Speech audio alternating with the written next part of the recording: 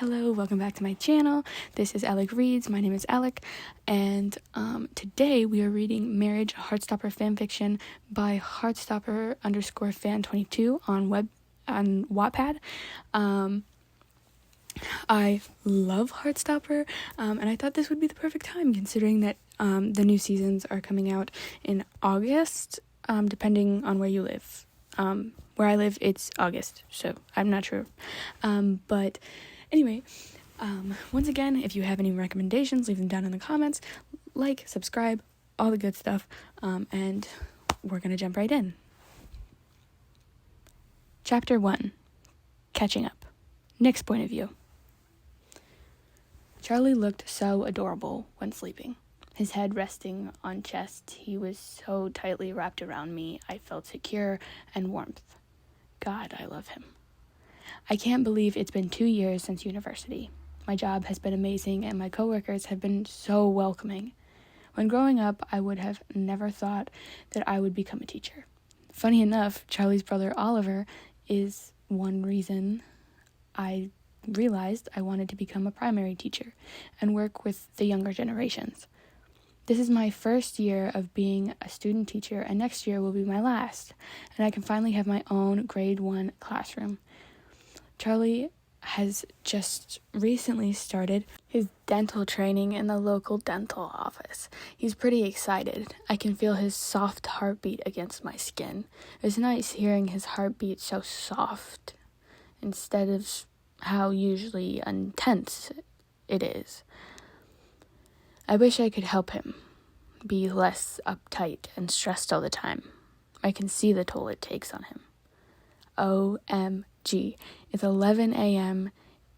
in the morning and Charlie is still asleep. He has been having pretty restless nights. I could feel him tossing and turning all night most of the night. This past week has been sleeping really well since our pharmacist Mark has prescribed him those sleeping pills. It's surprisingly working really well, although he's on a minimal dose. I can tell how much he appreciates the mornings now. When things were bad, he would wake up unbearably tired and extremely grumpy. Those mornings were when we got in our most heated arguments. I always felt so guilty after because I know how much he struggles and how hard the mornings are for him. "Good morning, Charles," I say as he squints his eyes and directs them at me. He lays his head back down onto my stomach. He always has a weird, cute obsession with my stomach. I swear it's his favorite part about me. I twirl my fingers in his messy black hair. Ever since the day we met in Forum, I've always loved his hair. I don't know why, I just do. Minutes later. "Prince Sleepyhead," I remark. After saying that, Charlie turns away from me and throws the covers over his head, ignoring my poking. "Nick, please, I never sleep in. I need another 20 minutes. I joke around with him, but in reality, my heart aches for him. I wish we didn't have such a big day today, and we could stay in bed all day. That's what Charlie really needs, but we can't. Well, not today anyway. It was the day after Ellie's realignment surgery, and she was allowed visitors. The whole Paris squad was going there. Princess and the P.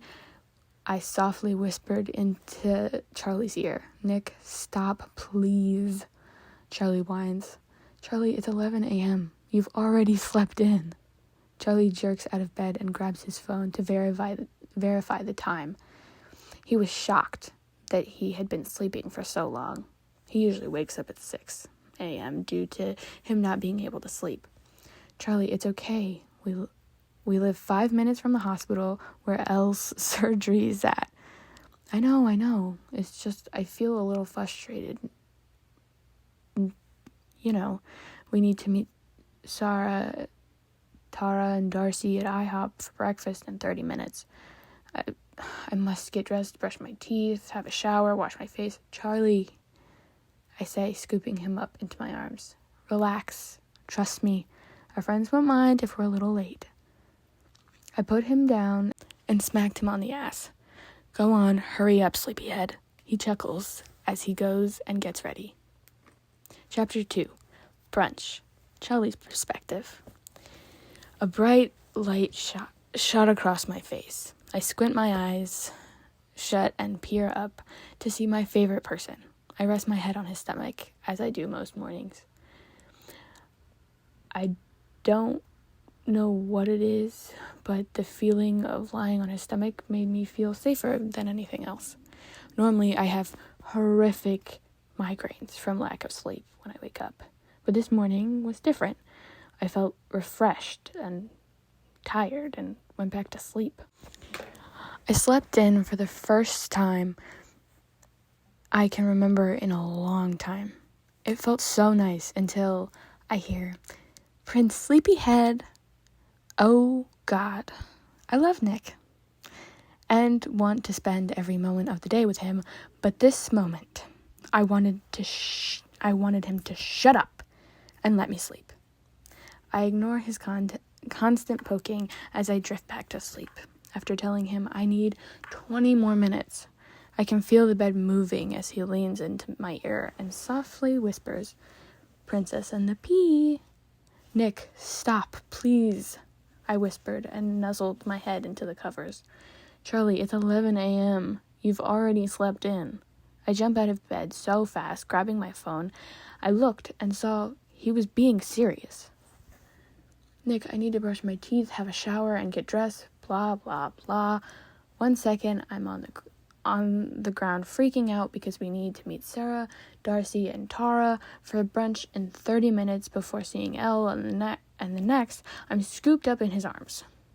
I look at him and his charming half smile and shoot a grin back while hugging him as tightly as I can. I could never express how much I love him and the way he makes me feel. I remember about 2 years ago, I told him how much I loved it when he scooped me up and cradled me like a baby, because it reminded me of when we played rugby together, and he would pick me up and carry me around.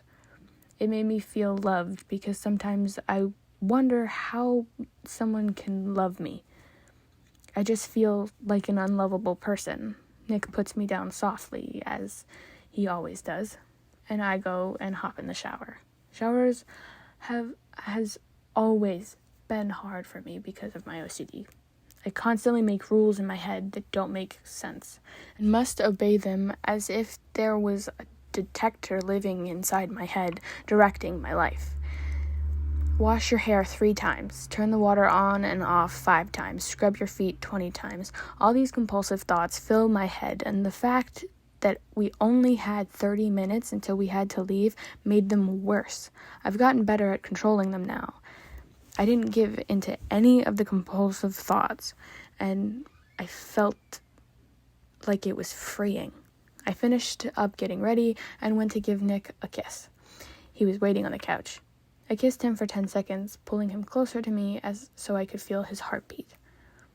After that kiss, I kissed him respectively on his forehead and cheeks. I just felt so happy and myself again after being prescribed my sleeping medication.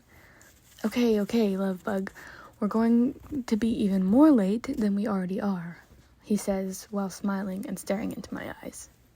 My favorite gay friends, Darcy, screams as she sees us walking into the door of the restaurant. We all laugh and walk to our booth, as Sarah made reservations, even though we probably didn't need them. She's always been super organized. I love that about her. Nick gently whispers to me, "Charlie, are you okay? Are you sure you're okay to eat here?" "It's okay, Nick," I say, squeezing his hand and giving him a reassuring look. "It's okay if you're not ready." "I am, I promise," I say. We all sit down and talk. "So, Sarah, have you met someone special?" Thoroughly blurts out. "No, not yet. My last relationship kind of bombed." "That sucks," Nick and I say at the same time. I look at him and can't control my forming smile. I inch my hand over on top of his and hold on tight. "It's your chance, Sarah," Tara remarks. A tall, strawberry blonde waiter walks over.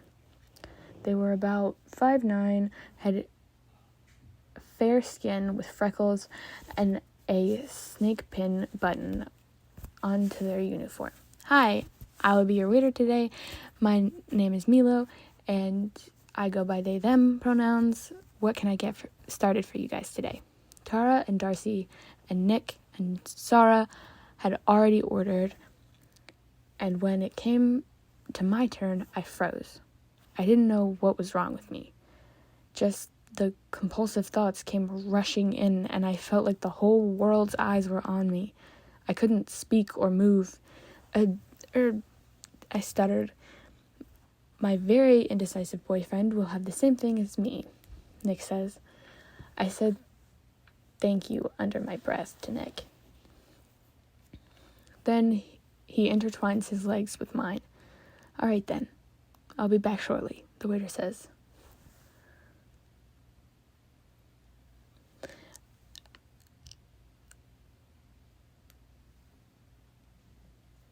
Chapter 3.